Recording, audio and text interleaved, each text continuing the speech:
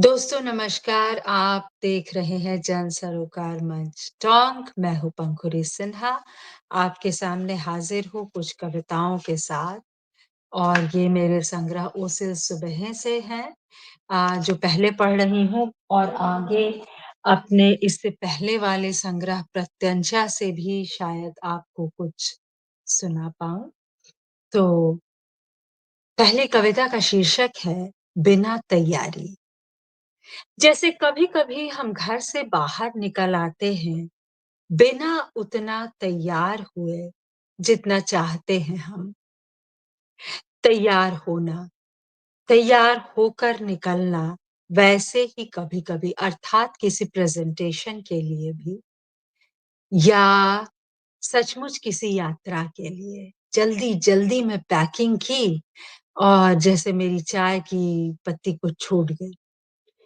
तो चाय की पत्ती ही नहीं, वो अभी छूटी है इसलिए और कितनी चीज़ें छूट जाती हैं, अक्सर लोगों के चार्जर छूट जाते हैं। कविता का शीर्षक है बिना तैयारी।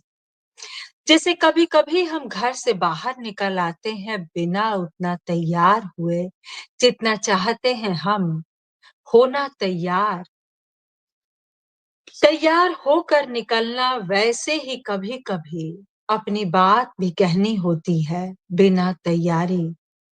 बिना उतनी तैयारी जितनी कि हम करके कहना चाहते हैं और कभी-कभी केवल कविता में कहनी होती है यह बात। यानी कविता ही होती है माध्यम, कविता हथियार, कविता ही भाषा होती है और कहना होता है तत्काल। यह कुछ बात के प्रति समर्पण की बात है, कुछ घिर जाने पर चीखने की तरह, कुछ बचाव में गोली चलाने की तरह और चलाना होता है तत्क्षण, बिना अभ्यास, बिना दोहराए। अगली कविता का शीर्षक है सड़क ही घोटाला है। और यहाँ दोस्तों ये जो कविता थी इसमें गोली चलाने को आप अगर बिंब की तरह भी लें, तो ज़्यादा इनायत करेंगे, क्योंकि असल गोली चलाने की बात तो कभी करता नहीं है ना।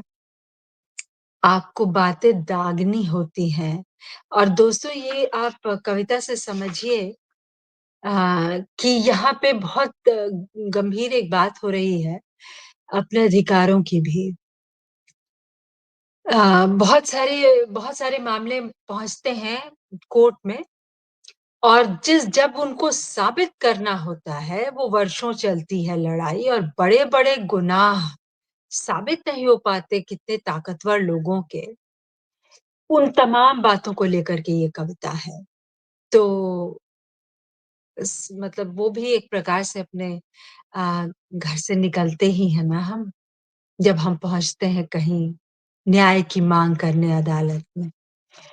अगली कविता का शीर्षक है सड़क ही घोटाला है। साल दर साल बद से बदतर होता रहा इस प्रांत, इस शहर का हाल। धांधलियाँ होती रहीं यहाँ के बिजली घरों, ईंटों की भट्ठियों में, बल्कि बात ये कि धांधली होती रही इतनी आधारभूत जगहों में, जैसे कि आटे, चावल, दाल की मिलों में। चूड़े को कूटने और बेचने वाली दुकान के ठीक सामने, जबकि और जगह धांधलियों की बातें इन क्षेत्रों से निकलकर बड़ी कंपनियों, विदेशी निवेशों, लागतों, साझों की बातों में उछाली जा रही थीं, पर यहाँ तो सड़क ही घोटाला है, जाने कब से है ही नहीं, जाने कब से है ही नहीं, जापानी सहयोग से बन जाने के बाद भी नहीं, खंगाल जाती है उसे हर साल बाढ़, नदी नहीं, बाढ़। खंगाल जाती है उसे हर साल बाढ़, नदी नहीं, बाढ़। नदियाँ तो यहाँ शांत हैं, मैदानों में संभाली, समतल पर सड़क भी आसान है, रखना, बचाना, पर है ही नहीं। कहीं नज़र में, दूर-दूर तक जापानी निर्देशन में बनी सड़क भी। तो ये थी 2 कविताएँ और इसके बाद एक कविता है एक ही समय में। यह एक ही समय में था कि सूडान से एक नया देश बनने की बात करते-करते बन गया था दक्षिण सूडान नामक एक देश और सीरिया में राजा बदलने के युद्ध ने तैयार कर दिया था बेघरों का काफ़िला। यह वही समय था जब कनेडियन इमिग्रेशन में फैली अराजकता भ्रष्टाचार का नाम पाने के लिए मुँह बाए खड़ी थी। ये कुछ उन अधिकारों की बातें हैं, ये जो प्रवासी संघर्ष हमारा होता है कई बार। जबकि कनेडियन इमिग्रेशन में फैली अराजकता भ्रष्टाचार का नाम पाने के लिए मुँह बाए खड़ी थी, बंद ही नहीं होती थी शरणार्थियों, विद्यार्थियों से पैसे वसूलती, उसकी मुँहफटी नई झोली और कनेडियन अखबार भरे हुए थे, वेश्यावृत्ति को कानूनी दर्जा दिलाने की जिरहों से। और हिंदुस्तानी वेब पत्रिकाओं में तेलंगाना नामक एक प्रस्तावित राज्य के सीमा निर्धारण की बहसें थीं और हर जगह छिटपुट हिंसा थी, कभी-कभी छिटपुट से ज़्यादा गंभीर भी। और यह वही समय था जब उसकी पहचान की ढेरों हिंदुस्तानी लड़कियां पढ़ने बाहर विदेश जा रही थीं और प्रेम जैसी बातों की अनिश्चितताओं को सँभालने के नाम पर उभर रही थी एक नए किस्म की पितृसत्ता और उसके साथ एक सर्वथा नई अराजकता। ये थी कविता एक ही समय में।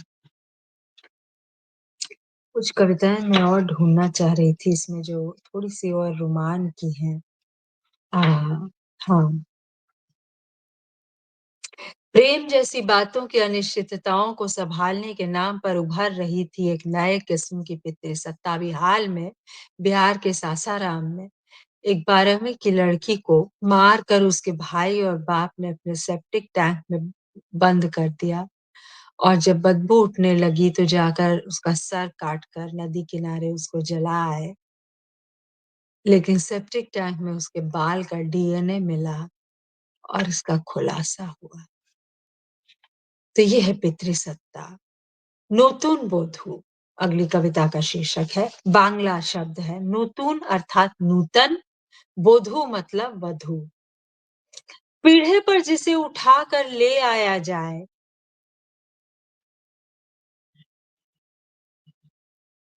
पीढ़े पर जिसे उठाकर ले आया जाए, कहार जिसे फूलों सा उठाकर छोड़ जाए ससुराल, विदाई पर जिसकी सारा मोहल्ला रोया हो और कोई प्रेमी नहीं, डोली जिसकी उठाते गीत हंसे हो, घर के रोते जो आते ही सबसे प्यार से परोसना न शुरू करे पति को, जो सबको भली प्रकार मिलाकर दे दाल और कड़ाही की में छोलने की चुहल की बावजूद, और सच की जिसकी विदाई के अगले दिन ही ससुराली रस्म में बस करछुल खीर के तसले में घुमवाकर हटा लिया गया हो कि आहिस्ता उतरे मेहंदी, घुलती हूँ कुछ कपड़ों के साथ, धुलती हूँ कुछ कपड़ों के साथ तो खैर कोई बात नहीं, बस कपड़े फैलाते उसकी नज़र खामख़ा दूर न जाए। पसरे में बिल्कुल दिखाई न दे उसके अंग वस्त्र, ऐसे सब पुरबिया किस्सों, पश्चिमी गानों, लक्ष्मी पूजन के संस्कारों के बने समय में, जिसे दरअसल देखा जा सकता है सस्ती, महँगी, देशी-विदेशी किसी भी घड़ी में, नूतन वधू, बेटे की पसंद और उसमें और खड़ी उतरने के प्रयास में, पुराना-सा महसूस थी, ढेर सारी बासी बातों की, रूढ़िवादी संस्कारी टोकरी, आस-पास कहीं दफ़नाए बेटे की माँ के अफ़साराना मिज़ाजों से मिलने को तैयार होती नूतन बुद्धू। बहू से जो अपेक्षाएँ हैं इस समाज में स्त्री से, उसको लेके कविता है और पुरुष तो ऐसी कोई अपेक्षा नहीं। नई बहू के किस्से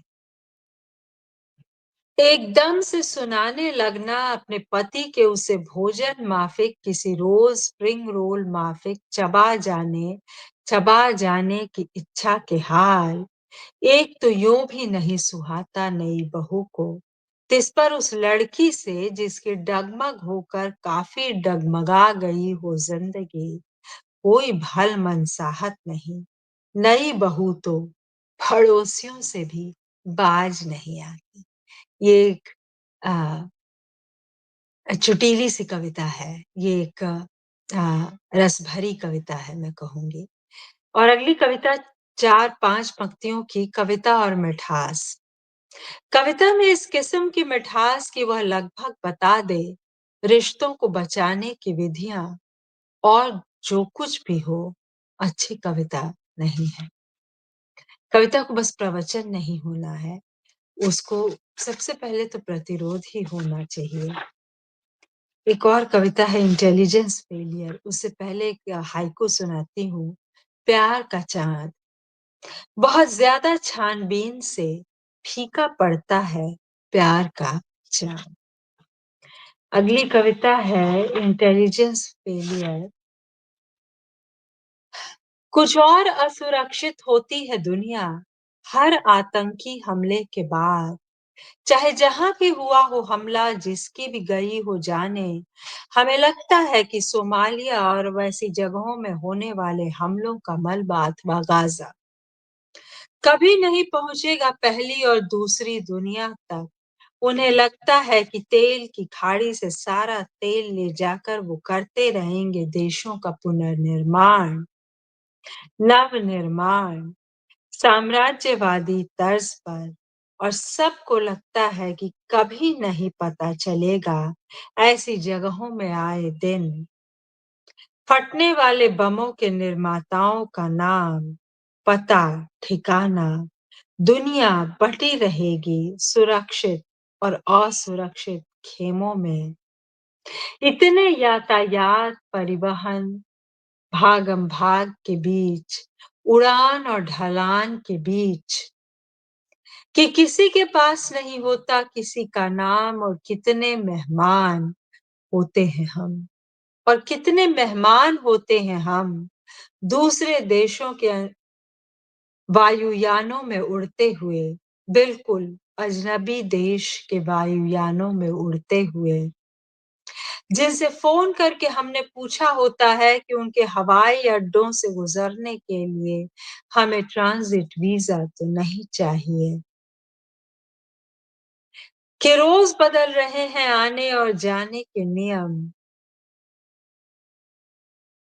और हमारा पुराना शासक फिर से बना रहा है पैसे बनाकर ढेर सारे कायदे कानून और किनकी क्या निगरानियां हैं जो पहुंचती नहीं अंतर्राष्ट्रीय वार्ताओं के टेबलों तक वो जो एक घना सा जाल है वो जो एक घना सा जाल है हवा में अंतर्राष्ट्रीय संपर्क और सहयोग का क्यों टूटा वह इस बीच बार बार वो टूटा ही हुआ है जब से मैं गई हूँ यहाँ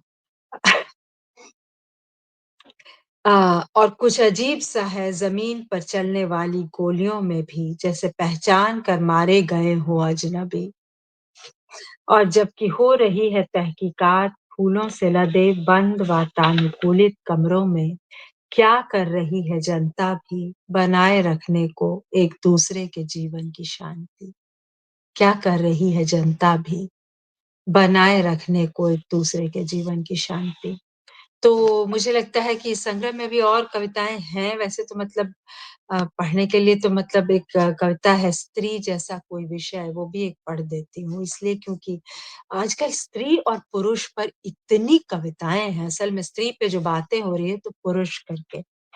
स्त्री जैसा कोई विषय, कविता के आत्म केंद्रित विषय वस्तुओं के सप्रयास विस्तार में कोई विषय नहीं है स्त्री जैसा। अब आप कहिएगा कि पुरुष ही एक विषय है।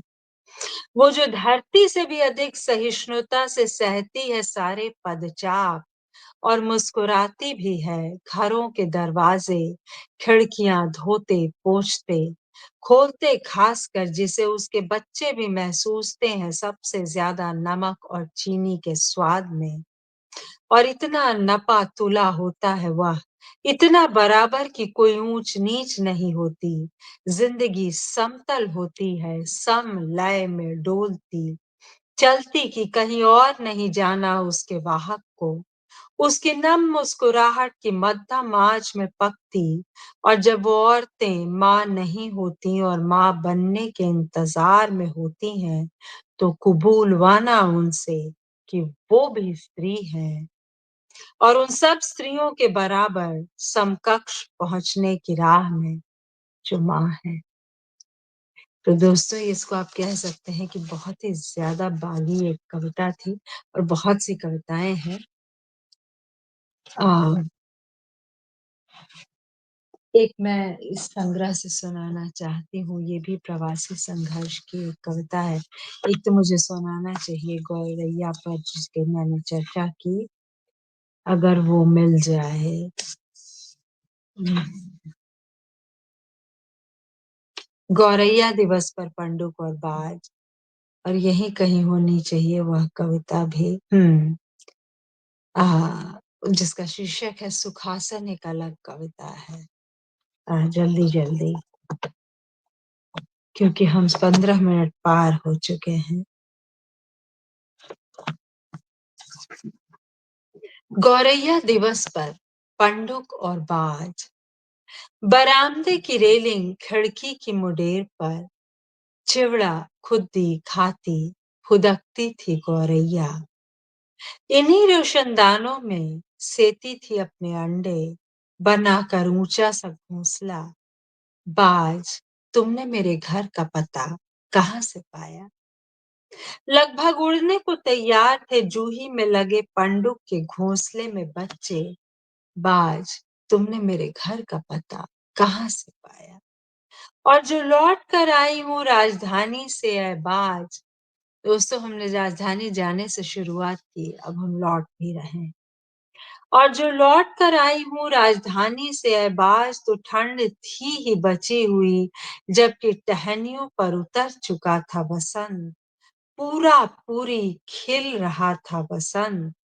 ठंड में और पंडुकी बनी हुई थी घोंसले में। वह खाली था या नए जीवन की आहट से भरा। क्या उस रात जब उसी घोंसले से आवाज हुई थी, शिकार जैसी किसी हिंसा की, क्या तुम ही थे फिर से? बाज, तुमने मेरे घर का पता कैसे पाया?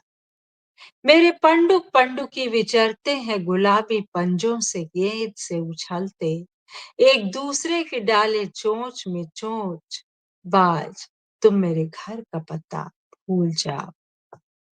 गौरैया ज्यादा घरेलू है, पंडुक ज्यादा कबूतरबाज। उसके उड़ उड़ जाने में, कभी भीतर न आने में ज्यादा शेष है जंगल। बाज, तुम मेरे घर का पता भूल जाओ। अब एक कविता है दोस्तों, इसके बाद वैसे इसमें बहुत सी कविताएँ हैं, लेकिन एक कविता है इसी जगह थी, सुखासन एक अलग कविता है। क्या शहर था जिसमें यूँ ज़ाया हुए हम, यूँ ज़ाया हुए कि न हो राह कोई बचने की, लौटेंगे कभी तो उसकी गलियों में हम फिर, जहाँ पे सुना है तुम ही थे आका। मेरे आका मेरे देश ये बोलो ज़रा तुम ये 6 साल का सिंगल एंट्री स्टडी परमिट तो होता नहीं है, वही सरहद थी, अब भाले सी चमकती।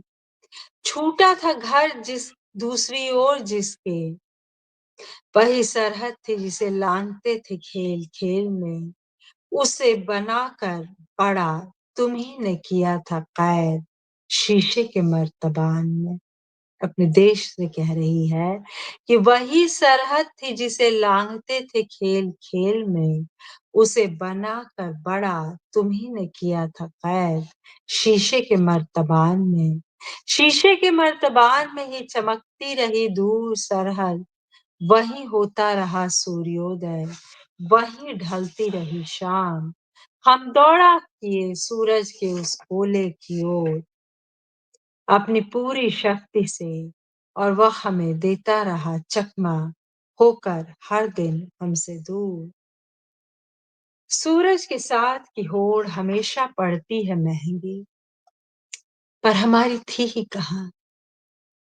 सूरज के साथ की होड़ हमेशा पड़ती है थोड़ी महंगी, पर हमारी थी ही कहाँ। हम तो केवल धरती का अपना टुकड़ा चाहते थे, जिससे चिपक कर बैठे रहें हम, कभी वज्रासन, कभी सुखासन में। सूर्य नमस्कार भी किया हमने उस ज़मीन पर कि उसकी क्षितिज हमारी हो जाए। भुजंगासन भी किए, दोनों हाथ धरे, धड़ उठाए, वही तो प्रायद्वीप था, जिसके पर्वतों, पठारों पर हम खरगोश से फुदका करते थे। लेकिन अजब की सरहद की राजनीति तुमने, अजब की सरहद की सियासत तुमने। तुमने मेरे देश, मेरे आका, बिना तुम्हारे कैसे थी मुमकिन शहादत मेरी। ये बहुत मारक पंक्तियाँ हैं मेरे लिए। आप बताइएगा कि है कि नहीं? लेकिन अजब की सरहद की सियासत तुमने, तुमने मेरे देश, मेरे आका, बिना तुम्हारे कैसी थी मुमकिन शहादत मेरी। सूरज ढलने के बाद हुई थी मेरी आखिरी अग्नि परीक्षा। आखिरी ईमेल स्पेस से नाइजीरिया जाता लॉटरी स्कैम का। मेरे जमा कर देने के बाद आइसलैंड का आखिरी पर्चा, असाइनमेंट का आखिरी पर्चा और ये यात्रा उस पे है तो आइसलैंड हो सकता है। और ठीक तभी डेटिंग साइट से एक मित्र का लौटना अचानक स्कैम पूरा होने पर पता चला कि एक तरफ यह सवाल था, क्या खेलोगी लॉटरी की बाजी? और दूसरी तरफ एक बचाने वाला, बताओ मेरे देश, ये बचाने और बचाव की राजनीति क्या है? ये बिसात बिछाने वाला कौन था मेरे देश? आप सुन रहे थे कविता सुखासन, एक अलग कविता है। मुझे लगता है कि मैं तो बहुत भावुक हूँ और अभी यहीं विराम दूँगी। मुझे सुनने के लिए धन्यवाद। नमस्ते।